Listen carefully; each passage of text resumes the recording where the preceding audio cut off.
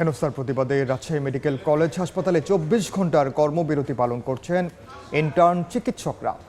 এতে হাম আক্রান্ত শিশুদের নিয়ে ভোগান্তিতে পড়েছেন অভিভাবকরা। বিস্তারিত জানাতে আছেন সহকর্মী মওদুদ রানা, সরাসরি যাচ্ছে তার কাছে।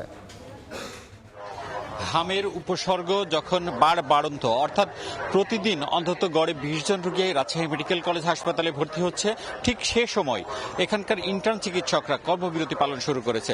আজকে সকাল ৯টা থেকে তারা কর্মবিরতি পালন করছে এবং এর ফলে চরম ভোগান্তিতে পড়েছে রোগীরা।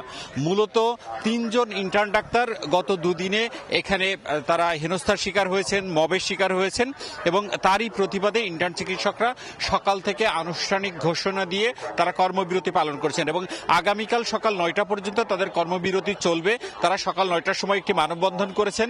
তারা যেটি বলছেন যে প্রতিনিয়ত তারা রোগীর স্বজনদের দ্বারা হেনস্থার শিকার হন এবং গত সোমবার এবং গত রোববার ৩ জন, একজন নারী ইন্টার্ন চিকিৎসক সহ ৩ জন হেনস্থার শিকার হয়েছেন। তারা বলছেন যে তাদের কর্ম যে পরিবেশ রয়েছে সেটি শতভাগ নিরাপদ করতে হবে এবং একই সাথে তাদের সুরক্ষা প্রদান করতে হবে এবং তারা বলছেন তাদের এই এক দফা দাবি পূরণ যতক্ষণ না হচ্ছে ততক্ষণ তারা আন্দোলন চালিয়ে যাবেন এবং তারা বলছেন যে ৩ জন ইন্টার্ন চিকিৎসক হেনস্থার শিকার হয়েছে তাদের সেই ঘটনার সুষ্ঠু তদন্ত করতে হবে এবং দ্রুত বিচারের ব্যবস্থা করতে হবে। এদিকে আপনাকে জানিয়ে রাখি, রাজশাহী মেডিকেল কলেজ হাসপাতালে এই মুহূর্তে ১০৯ জন হামের উপসর্গ নিয়ে আক্রান্ত শিশু ভর্তি রয়েছে এবং গত ২৪ ঘন্টায় ১৫ জন ভর্তি হয়েছে এবং এখন পর্যন্ত এখানে ৬৫৭ জন রোগী চিকিৎসা নিয়েছেন।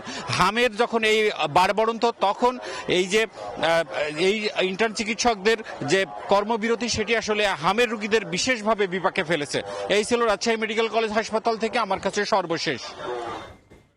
সরাসরি যুক্ত ছিলাম রাজশাহীতে।